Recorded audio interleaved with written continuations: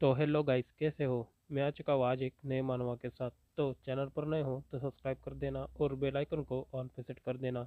और ये मानवा सचमुच बहुत ओपी मानवा है। और इस मानवा में बहुत ही पावरफुल कैरेक्टर भी है। तो चलो शुरू करते हैं। कहानी सुनाने वाला हमें कहता है कि स्काई इस लैंड को बढ़ाने में मदद करता है और उसकी गॉडनेस तीनों हाथ तक फैली हुई है इस ब्राइड के तहत। और उस समय ह्यूमन, योकाई और स्पिरिट तीनों ही बेचैन रहते थे। और ये लैंड केवल मनुष्य का नहीं है। और ग्रेट चेन के समय में कई सारे मॉर्टल्स जीवित रह गए। काउंटलेस पावर और जिनका कोई अंत नहीं, वे सभी पेन का कारण बन रहे हैं। अपने किंगडम के खातिर सिला में नोबल फैमिली के यंग मैन को होली पावर इस्तेमाल करने के लिए चुना गया और उन सभी को हुआरंग कहा जाता है।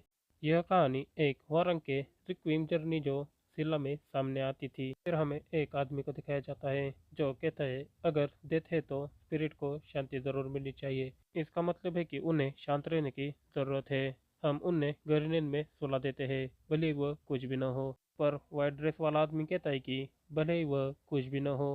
फिर ब्लैक कपड़ों वाला आदमी कहता है कि अब क्या तुम समझ गए, जिस सोल को तुमको शांत करना है वो वही है। फिर सीन शिफ्ट होकर हमें कई सारे कौवों को दिखाया जाता है और तभी एक आदमी या औरत कहती है कि और इस तरह मैं वारंग के बीच एक हार्बिंगर को छोड़ देती हूँ।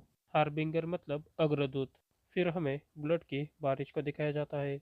एक औरत ब्लड के रिवर में खड़ी हुई थी और ऊपर देखते हुए कहती है इंसिडेंट्स एक के बाद एक होते जाएंगे। उसके ऐसा बोलने से ही कई सारे कौवे नीचे गिरने लगते हैं और वह कहती है अंत में एक बहुत बड़ी परेशानी सामने आएगी।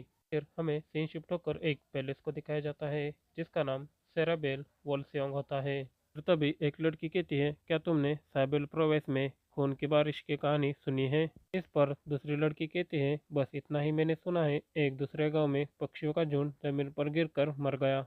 वो लड़की कहती है दुनिया में क्या, मैं चिंतित हूँ कि इन लगातार आने वाले अपशगुनों से क्या होगा। और यही कारण है कि वे जल्दबाजी में रिचुअल की तैयारी कर रहे हैं। इससे लोगों को शांत करने में मदद मिलेगी और हमें रिचुअल में भी मदद की ज़रूरत है। इतना बोलकर ही उसे एक औरत दिखती है जो लाल कपड़ों में कहीं पर जा रही थी। उसे देखकर वो घबराते हुए कहती कि एक औरत, लेकिन एक औरत यहाँ पर क्या कर रही है। और उसे उस औरत से एक अजीब तरह की एनर्जी सेंस होती है। भी उसे एक लड़की आवाज़ देकर कहती है यम, क्या हमारे पास पर्याप्त मास्क है ना। इस पर यम कहती कि हाँ मैंने सबके लिए काफ़ी तैयारी की है। फिर हमें कई सारे मास्कों को दिखाया जाता है। फिर यम कहते हैं कि योकाई, स्पिरिट और मॉन्स्टर रिचुअल की सफलता के लिए हमें इसे रियलिस्टिक बनाना होगा, इसलिए जो पसंद आए उसे ही चुनो। फिर दूसरी लड़की मास्क लगाते हुए कहते हैं क्या तुमने देखा गोल्डन विन स्क्वाड वारंग कितनी चिंता में है। इस पर यम कहती है मैंने किया, मैंने कर दिया। फिर हमें गोल्डन व्हील स्क्वाड को दिखाया जाता है। फिर कहानी सुनाने वाला कहता है क्योंकि इस रिचुअल की देखरेख खुद वारंग के कैप्टन कर रहे हैं, इसलिए गोल्डन व्हील डिवीजन के सभी मेंबर्स बड़ी तेजी से काम कर रहे हैं। और गोल्डन व्हील डिवीजन वे डिवीजन जिसका कैप्टन वारंग का डायरेक्ट लीडर है। फिर हमें योम को दिखाया जाता है जो कहती है हमें अपना काम करने के लिए कड़ी मेहनत करनी होगी। और मास्क की तरफ देखकर कहती है एक बचा है, क्या किसी ने अभी तक एक मास्क नहीं चुना। उसकी बात सुनकर वह दोनों लड़की कहती है हमने तो अपना मास्क पहन लिया है, क्या तुमने गलत गिनती की है। इस पर योम कहती है ऐसा नहीं हो सकता, मैंने कई बार जांच की है। उसकी बात सुनकर वो लड़की कहती है फिर ये मास्क यहाँ पर क्या कर रहा है। फिर यम मास्क उठाते हुए कहती है क्या आप में से कोई जानता है। और उस मास्क को अपने करीब लाकर कहती है हेवनली गैलरी के इन मॉन्स्टर मास्क की अपनी एक कहानी है। फिर वो कहानी सुनाने लगती है और कहती है बहुत समय पहले हमारे जैसे कुछ पैलेस वर्कर सेरेमनी डांस की तैयारी के लिए हेवनली गैलरी गए थे, लेकिन वहाँ पर कुछ अजीब हुआ, सब लोगों ने एक ही मास्क को चुना हुआ था और बॉक्स में अभी भी एक मास्क बचा हुआ था।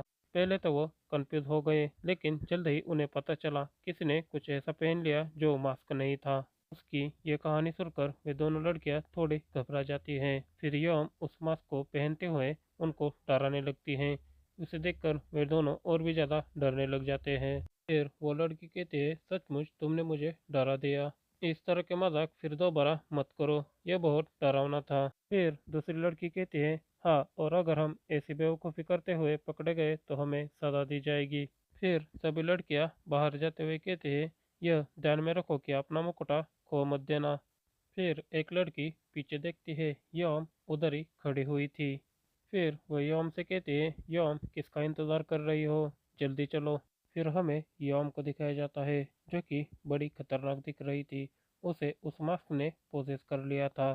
फिर यॉम एक जोर से चीख लगा देती है। उस चीख को सुनकर सभी लड़कियां कांपने लग जाती हैं। फिर वह दूसरी लड़की यॉम को देखते हुए कहती है, दोस्तों यॉम में कुछ तो गड़बड़ी है। वो स्ट्रेंज पावर और ट्विस्टेड मास, मैंने पहले भी ऐसा कुछ देखा है। क्या ये डीमन है? फिर वो लड़की चिल्लाते हुए कहती है, यॉम को डीमन ने पोजेस कर लिया है, सभी लोग जल्दी से भागो। हम खुद कुछ नहीं कर सकते, हमें यहाँ से कैसे भी कर निकलना होगा। और वे सभी लड़कियां दरवाजे की ओर भागने लगती हैं और कहते हैं, अगर हम यहाँ से बाहर निकल पाए तो हरंग हमारी मदद कर सकते हैं। और जैसे ही वे लड़कियां दरवाजे के करीब जाती है, वे सभी एक बैरियर से टकरा जाते हैं। फिर एक लड़की कहती है, बैरियर, ड्यूमन ने एक बैरियर तैयार कर दिया है। फिर दूसरी लड़की रोते हुए कहती है, तो क्या हम फंस गए हैं? मैं मरना नहीं चाहती। और अब हम क्या करें, हम तो पूरी तरह से फंस गए हैं। और हमें योम को दिखाया जाता है, वो बड़ी तेजी से उनकी तरफ ही दौड़ते हुए आ रही थी। उसे देखकर वे लड़कियां घबराते हुए कहती है, हमें बचाओ, प्लीज हमें बचाओ। और वो उनके पास आकर अपना बड़ा मुंह जैसे ही खोल देती है, तभी एक नेकलेस उड़ते हुए आकर उस बैरियर से टकरा जाता है और उस बैरियर को तोड़ देता है। फिर कोई दरवाज़ा खोल देता है और वो एक लड़का होता है। फिर वो लड़की उस लड़के की तरफ देख कर कहती है, क्या हम बच गए? फिर वे लड़की उसकी तरफ देख कर कहती है, वो वाइट टाइगर डिवीजन का एक वारंग है, लेकिन ये द घोस्ट किंग है। फिर हमें उस वारंग को दिखाया जाता है, जो कि बहुत कूल दिख रहा था। फिर वो उस लड़कियों की तरफ देख कर कहता है, एक्सक्यूज मी, और अपने हाथ में एक एनर्जी लाकर बैरियर बना देता है। फिर वो उन लड़कियों से कहता है, बस वहाँ पर खड़े मत रहो, जल्दी से अंदर जाओ। वे लड़कियां अंदर जाते हुए कहते हैं कि ठीक है ठीक है। फिर वो लड़की अंदर जाकर उसकी तरफ देखकर कहती है, मैं सरप्राइज हूँ, मुझे उम्मीद नहीं थी कि वे उन सभी में सबसे पहले आएगा। फिर हमें उस डीमन को दिखाया जाता है, जो कि उसकी तरफ देखकर अपनी रेड कलर की एनर्जी को बाहर निकाले जा रहा था। और उसकी वो रेड कलर की एनर्जी उस बैरियर से टकराने लगती है, जिसे देखकर वे लड़की कहती है कि यह बहुत खतरनाक है। फिर वो हारंग ऊपर उछलकर उसके ऊपर एक स्लैश लगा देता है, जिससे वो डिमन पीछे हटकर बच जाता है।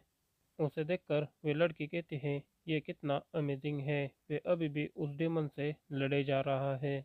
उसकी बात सुनकर वो दूसरी लड़की कहती है, क्या तुमको द घोस्ट डिमन किंग के बारे में पता नहीं होगा, है ना?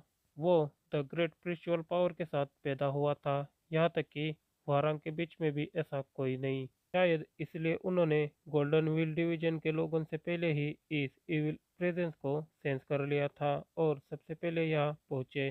फिर कुछ लोग दरवाजे के पास आकर कहते हैं, ये शोर कैसा है? उन्हें देखकर वे लड़कियां कहती है, क्या द गोल्डन व्हील डिवीजन? फिर उनमें से एक लड़का उनकी तरफ देखकर कहता है कि ये कैसे हो सकता है? फिर दूसरा लड़का कहता है, हमने बहुत देर कर दी। फिर हमें उन दोनों की तरफ दिखाया जाता है, द घोस्ट डिमन किंग ने उस डिमन को जमीन के ऊपर पटक दिया होता है। फिर द घोस्ट डिमन किंग अपनी एनर्जी को अपने हाथ में लाकर उसके मास्क को तोड़ देता है। फिर जैसे ही उसका मास्क टूटता है, वे सभी एनर्जी वापस चली जाती है। फिर वो गोल्डन व्हील डिवीजन का लड़का अपने सिर के ऊपर हाथ रखते हुए कहता है, कौन जानता है कि अगर हमारे देखरेख में हो रहे रिचुअल में किसी को चोट लग जाती तो क्या होता। यह बहुत बुरा हो सकता था, लेकिन शुक्र है कि कोई तो समय पर आ गया। फिर वो घोस्ट डिमन किंग की तरफ देखते हुए कहता है कि आखिर क्यों, लेकिन ये यहाँ पर क्यों आया? और कहता है, उसकी चमक तो देखो, उसकी आंखें हमें इस बात के लिए धिक्कार रही है कि हमें उस हमले का पहले सेंस क्यों नहीं हुआ।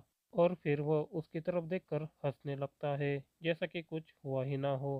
फिर याम के अंदर का वो डीमन कहता है, वारंग के बीच अपशकुन का हार्बिंगर छोड़ने की तुम्हारी हिम्मत कैसे हुई? इसकी बात सुनकर द घोस्ट डीमन किंग हैरान हो जाता है। फिर वो डीमन जाते हुए कहता है, विनाशकारी इंसिडेंट्स की एक श्रृंखला रची होती है और वो अंत में एक विपत्ति लाएगा।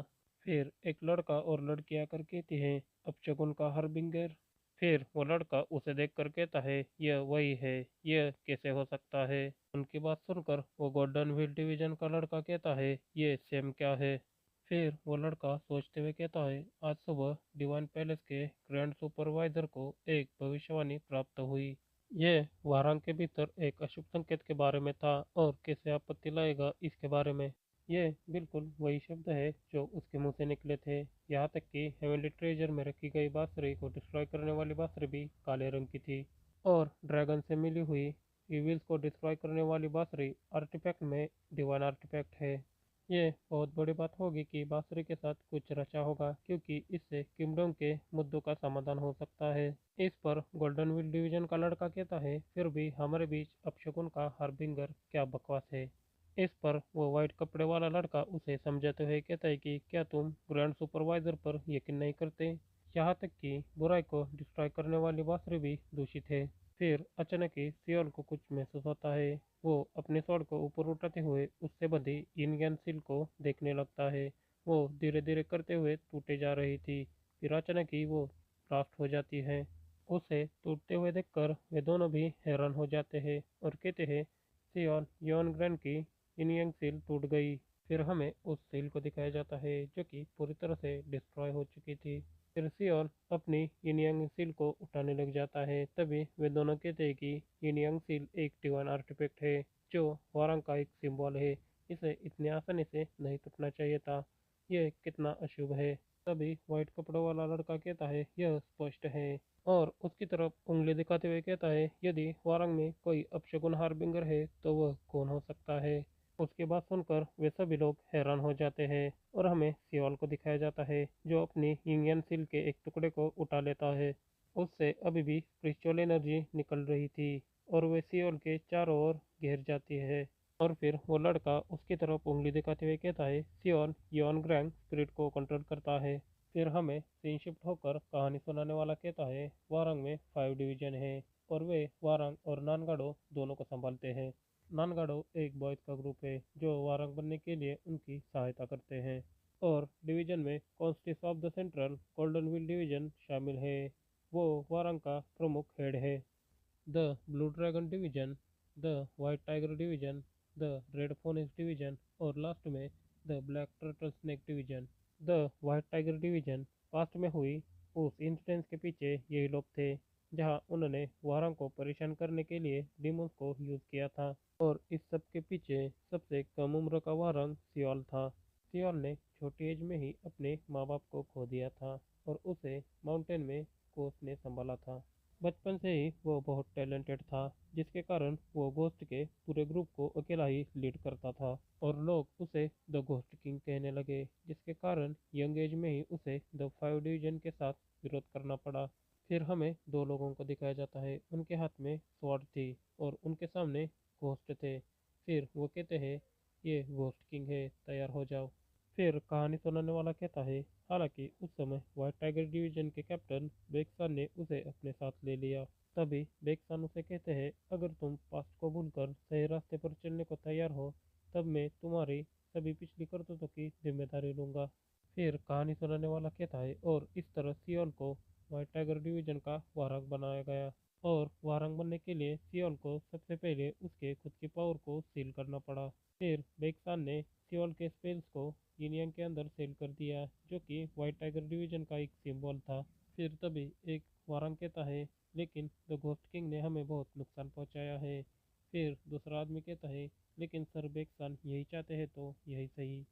लेकिन अब इसके कारण सियोल ने ट्रबल मेकर की तरह बर्ताव करने के बावजूद भी उसे वारंग में रहने दिया। लेकिन यिन यांग सील टूट गई। ये ठीक उस समय हुआ जब सियोल को बुरे शगुन को लाने वाला माना जाता था। फिर हमें सीन शिफ्ट होकर इलेगेंस पवेलियन को दिखाया जाता है। फिर एक लड़का चिल्लाते हुए कहता है मैं वारंग के कैप्टन पर विश्वास करता हूँ। फिर वो लड़का कहता है मैं जानता हूँ कि आप सबसे यंगेस्ट को जो बेकसूर है उसे बाहर नहीं निकालोगे। और ये होता है व्हाइट टाइगर डिवीजन का second in command song okay. फिर उसकी बात सुनकर दूसरा लड़का कहता है शांत हो जाओ, मैं जानता हूँ कि वे कुछ ऐसा नहीं करेंगे। और यह होता है white tiger division third in command योवॉल। फिर वह अपनी स्वॉर्ड को पकड़ते हुए कहता है लेकिन ये सच है तो। एलिगेंस पवेलियन हमारे खून से नहाएगा। फिर वो दोनों नीचे झुकते हुए कहते हैं, कैप्टन प्लीज इस मामले को अपने दिमाग से हैंडल करो। और तभी और एक लड़का कहता है, प्लीज शांत हो जाओ, तुम्हारे खुशी भरे चेहरे को देखकर कैप्टन का मन नहीं बदलने वाला। और ये होता है व्हाइट टाइगर डिवीजन का द ग्रेट टाइगर बैक्यून। फिर बैक्यून कहता है, मैं कैप्टन से बात करूंगा। तभी वो दोनों उसके तरफ देख कर कहते हैं, आपका बहुत बहुत शुक्रिया। फिर उन सभी की बात सुनकर एक और आदमी कहता है, मुझे पता था तुम सब यहाँ पर आओगे और मुझे परेशान करोगे। और यह होता है कैप्टन जिन रिम। कैप्टन की बात सुनकर द ग्रेट टाइगर बैक्यून कहता है, कैप्टन हम सब अच्छी तरह से जानते हैं सियोल ने एक बार हमें सबको नुकसान पहुंचाया था, लेकिन वो अब बदल गया है। वैसे भी भविष्यवाणी बहुत अशुभ है, लेकिन सियोल की सोल बहुत प्योर है। और अगर वो दोषी होता तो उसकी स्वord को बहुत पहले ही इसका पता चल गया होता। इस पर कैप्टन कहते हैं, हालांकि ये प्रॉब्लम बहुत उलझी हुई है, लेकिन बेशुमार व्यू को शांत करने वाली वास्तु की घटना के साथ सियोल युंग की यूनियन पार्ट का टूटना और भविष्यवाणी और यूनियन पार्ट न केवल एक हॉरर के रूप में उनकी क्वालिफिकेशन का सिंबल है, इससे उसकी पावर को भी सील लगी हुई है। ये एक सीमा थी जो सरबेक ने उस पर लगाई हुई थी। इविल आर्ट्स को सीखने और सिलानोबल का डिसेंडेंस होने के कारण सियोल के दो हाथ काटने के बजाय अब जब ये टूट गया है तो न केवल सियोल ने हॉरर के रूप में अपने राइट्स खो दिए हैं, बल्कि वो फिर से घोस्ट को कंट्रोल कर सकता है। और ऐसी पावर वाले लोग आमतौर पर पावर से अंधे हो जाते हैं और डीमन को बुलाने से मर जाते हैं या फिर उनकी सोल चुरा ली जाती है। भले ही वो निर्दोष हो, पर लोग उसे उस नज़र से नहीं देखेंगे। मैं फौरन के कैप्टन के रूप में कैसे चुपचाप बैठकर ये इंटरनल मतभेद को देख सकता हूँ। तभी ह्योवल टेबल पर हाथ मारते हुए कहता है, लेकिन कैप्टन।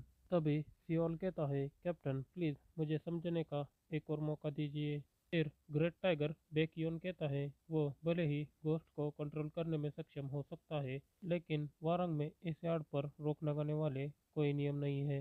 उसकी बात सुनकर कैप्टन कहते हैं कि यह सच है। फिर सियोल कहता है, इसके अलावा इस बारे में कुछ पता नहीं है कि वारंग में घोस्ट को कंट्रोल करने वाला पहला व्यक्ति बी ह्योंग की मृत्यु कैसे हुई। क्या आप श्योर हैं कि उसका भी अंत एक बदकिस्मती था? और आप अगर मुझे परमिशन दे तो मैं खुद इस सिचुएशन को सॉल्व करना चाहूँगा और मैं ये मेक श्योर करूँगा कि बाकी के लोग इस पर डाउट न कर सके।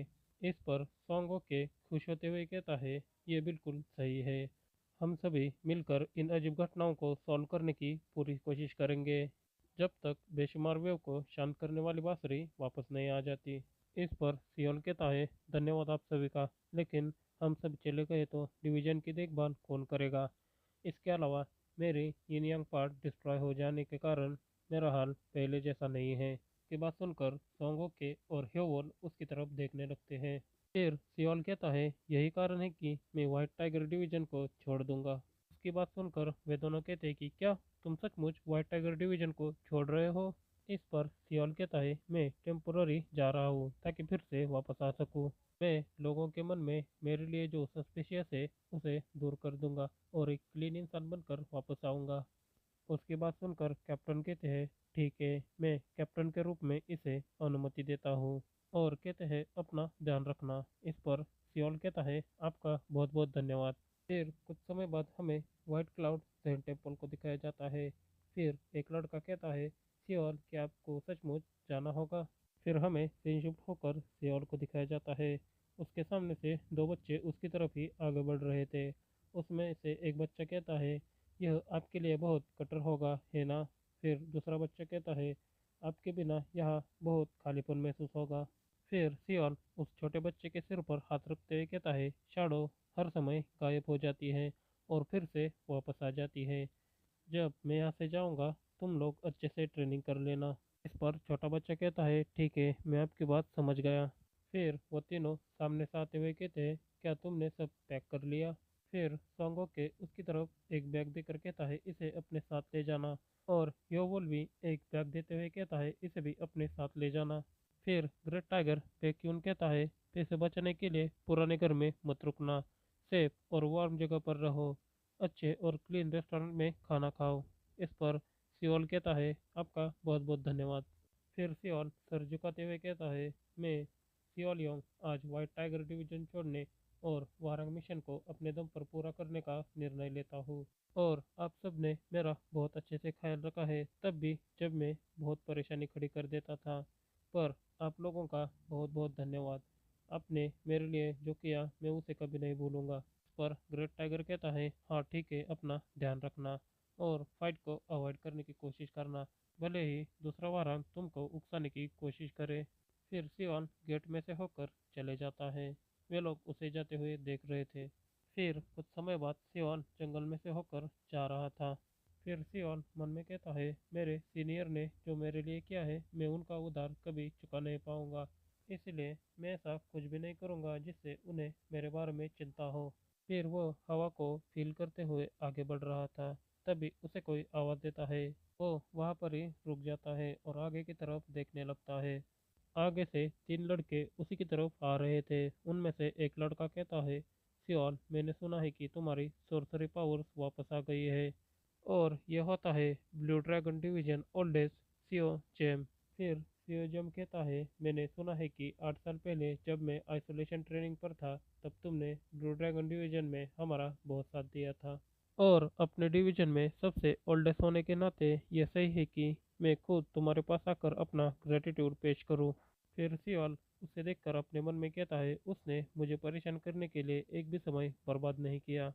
और फिर उससे कहता है, आप मुझे ढूंढने में बाकी सभी डिवीजन में सबसे पहले आए हो। मुझे नहीं पता था इतने सारे लोग मेरे गर्दन पर सवार है।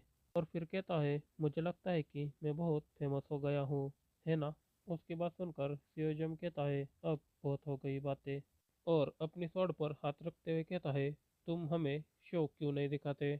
और बड़ी तेजी से उसकी तरफ अटैक करने के लिए आगे बढ़ जाता है। सियोन उसको अपनी तरफ आते हुए देखकर एक जंप कर देता है और उस अटैक से बच जाता है। फिर कहता है, मैं आपसे ट्रेनिंग लेना पसंद करूंगा, पर लेकिन मुझे कहा गया है कि मैं बाकी सभी डिवीजन से फाइट ना लूं। और कहता है इसलिए। और अपने सोर्सरी पावर को यूज करते हुए एक कार्ड निकाल लेता है और उसमें से कई सारे डिमंस बाहर आ जाते हैं जो कि शिवजम की तरफ ही घूरे जा रहे थे। उसे देखकर शिवजम डर जाता है और फिर सभी घोस्ट उनको घेर देते हैं। और सियोन वहां से जाते हुए कहता है, मैं थोड़ा बिजी हूँ। उसे जाते हुए देखकर शिवजम कहता है, तुम्हारी हिम्मत कैसी हुई पेड़ के वहां पर चढ़कर अपने गांव को देखने लगता है। और वहां से जाते हुए कहता है, मैं वापस आऊंगा चाहे कुछ भी हो जाए। फिर हमें सीन शिफ्ट होकर कहानी सुनाने वाला कहता है, सियोल डिवीजन को छोड़कर साबियोल प्रोविंस की ओर निकल पड़ा। और साबियोल की बंजर भूमि पर बारिश का रंग लाल था। उसे इस अजीब इंसिडेंस की जांच करनी पड़ी क्योंकि लोग सोच रहे थे कि ये उन अजीब इंसिडेंट्स की शुरुआत थी जिनकी भविष्यवाणी ग्रैंड सुपरवाइजर ने की थी। और इसका समाधान हो गया। फिर हमें सियोल को दिखाया जाता है जो एक जगह खड़ा हुआ था और उसके हाथ में कुछ तो था और वो साबियोल प्रोविंस में आ चुका था। फिर सियोल कहता है, इसके अंदर एक इमुगी की बॉडी है जो ड्रैगन नहीं बन सकी और दूषित हो गई। और जादूगरों का एक ग्रुप इसकी पावर्स का इस्तेमाल सभी तरह के बुरे काम के लिए कर रहे हैं। जब लाश की शक्ति बहुत बढ़ गई तब उन्होंने बॉडी बंजर जमीन में दफना दी और वहां से भाग गए। और ये दूषित ब्लड उस बारिश का कारण है। और ये सब इंसिडेंट सियोल गाँव वालों को बता देता है। तभी गाँव वाले हैरान होकर कहते हैं, वे ऐसा कैसे कर सकते हैं और आपने ये सब कैसे पता किया। इस पर सियोल कहता है, स्पिरिचुअल प्राणी वस्तु और स्थान दोनों पर ही अपने निशान छोड़ देते हैं और मैंने अभी उन निशानों को पढ़ा है। उसकी बात सुनकर वो आदमी कहता है, इसलिए हाल ही में मुझे बहुत थकान महसूस हो रही थी।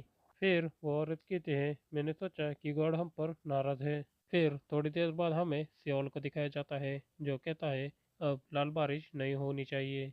फिर वो वहां से जाने लगता है। उसे जाते हुए देखकर वे लोग कहते हैं, आपका बहुत बहुत धन्यवाद हमें बचाने के लिए। फिर कहानी सुनाने वाला कहता है, दूषित ब्लड बारिश का कारण कोई योकाई नहीं बल्कि ह्यूमन थे। और इसका मतलब ये है कि वो अजीब इंसिडेंट नहीं है जिसकी भविष्यवाणी ग्रैंड सुपरवाइजर ने की थी। फिर हमें सियोल को दिखाया जाता है जो जंगल में से होकर कहीं पर जा रहा था। और जाते जाते वो मन में कहता है, मुझे इस सब की रिपोर्ट कैप्टन को देनी होगी। फिर उसे अजीब आवाज़ें सुनाई देने लगती है और वो एक जगह जाकर रुक जाता है। फिर उसे पीछे से आवाज़ें सुनाई देने लगती है, बहुत बुरा, कोई कह रहा था बहुत बुरा बहुत बुरा। फिर हमें कई सारे घोस्ट को दिखाया जाता है जो कि उसकी तरफ घूरे जा रहे थे। फिर सेओल आगे जाते हुए अपने मन में कहता है, ये बहुत से है। आमतौर पर ये मुझ पर ऐसे हमला करने की हिम्मत नहीं करते। क्या वो युमुगी की हड्डियों के पीछे है? और फिर कहता है, अगर मैं उनसे एक एक करके लड़ूंगा तो मेरे पास ज़्यादा स्पेशल पावर नहीं बचेगी। और फिर वो एक गांव को देखते हुए कहता है, ये बहुत अनोइंग है। मैं ऐसी जगह जाने की कोशिश करूंगा जहाँ बहुत सारे लोग हो और मैं उन्हें बेवकूफ़ बना दूंगा। उसे किसी की बात याद आती है। वो कह रहा था, सियोन, मई को बुराई का मंथ कहा जाता है क्योंकि इस मंथ में घोस्ट सबसे ज़्यादा एक्टिव रहते हैं, इसलिए तुमको अलर्ट रहना चाहिए। फिर वो एक रेस्टोरेंट को देखकर थोड़ा हैरान हो जाता है और कहता है, कैसे यहाँ पर कोई कस्टमर क्यों नहीं है? फिर उसे एक लड़का अंदर बुलाते हुए कहता है कि हाँ, हमें भी लगता है कि यह अजीब है।